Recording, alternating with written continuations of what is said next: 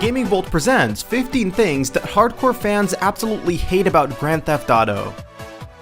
Grand Theft Auto is one of the most successful, controversial, acclaimed, you name it franchises of all time, and none more so than Grand Theft Auto 5. But there are still things to hate in the franchise.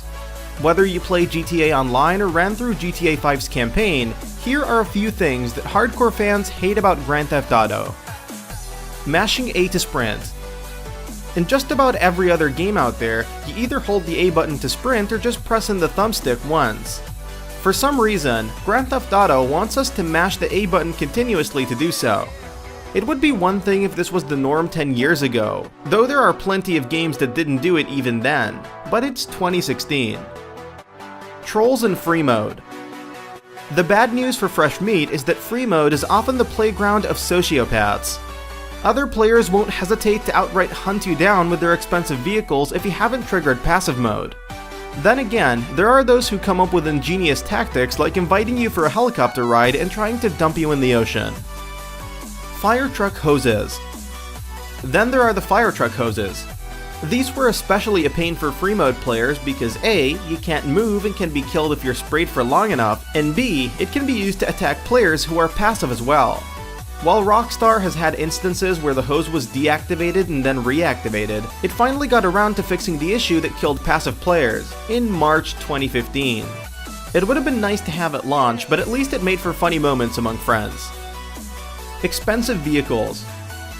New weapons, features, clothes, and high-end vehicles are added to the game for free with no additional cost. Unfortunately, if you're a new player to the game, then you'll have a hard time affording the more expensive things. Though there are ways to earn cash quickly, like heists, you'll still find instances where something brand spanking new comes out and it's simply out of your reach. Cops. Before you tell us how the cops in Grand Theft Auto 5 are easily outsmarted and no challenge at all, it's worth mentioning that it wasn't this way at launch. There were no armored Kurumas, railguns, and the like to take advantage of, and the cops in both GTA 5 and GTA Online are downright brutal.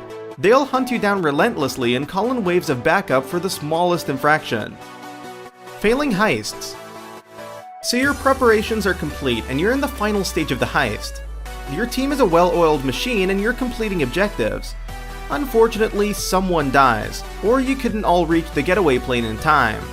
Failing heists is always a hateable thing, and it's even more annoying when you're going for, say, the Criminal Mastermind achievement, which pays out $10 million for completing all heists on hard and not dying once. Heists with randoms. Heists require teamwork and coordination above all, and while it's a given that you won't quite achieve this chemistry with random strangers, there are also those who seemingly hate you and want to do anything else but help finish the heist successfully. Vehicles stuck in random places. The good old Austin Powers, or as we like to call it, a common occurrence in GTA. GTA 4 fans can attest to this. Witness a squad car being trapped between a rock and a hard place, which is a neat metaphor when you're not playing cops and crooks and losing valuable time in the process. It's not nearly as bad in GTA 5 or Online, but there are plenty of times where your vehicle will simply be trapped with no way to escape. Bad sport tools. We're not faulting the logic behind the bad sport tools. Sure, the whole point of entering free mode is to throw yourself to the wolves and pray for the best, but we can understand some players not wanting any trouble. That being said, if you're shot, there isn't much penalty thrown on the offending player.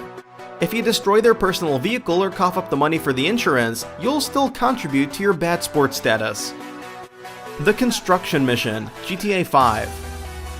Grand Theft Auto 5's single-player campaign was floating along swimmingly, until we got to this mission, which required us to operate heavy machinery. It wouldn't have been so annoying if the controls were any more fluid, but honestly, how do you make something like construction interesting in a game about gangsters, killing, and high-octane action? Poorly explained stats for GTA Online. When you attempt missions in GTA Online, you'll notice something very urgent very quick. You're dying much faster than you can react. Obviously, you want to raise your max health to counteract this, but how do you do that? The jury is kind of out on the same. Some theorize that eating lots of snacks will help. Others believe it's determined by your rank. The truth is, it's never really been properly explained. Fast travel via taxi. One of the most realistic elements is the fast travel system, which relies on calling a taxi. So basically, you call a cab and then sit in the back, in real time, while you head to your destination. Yes, you can skip the monotonous ride, but you still have to deal with calling the cab and waiting for it. Did we mention how your cab won't even show up at times? Losing personal vehicles. Whether you support the bad sports system or not, it's still a pain to lose your personal vehicle. That's because you're as likely to lose it from personal stupidity as anything else. Accidentally drove your car into the ocean? Good job! That'll be a couple of $1,000s to replace it. Hitmen and muggers.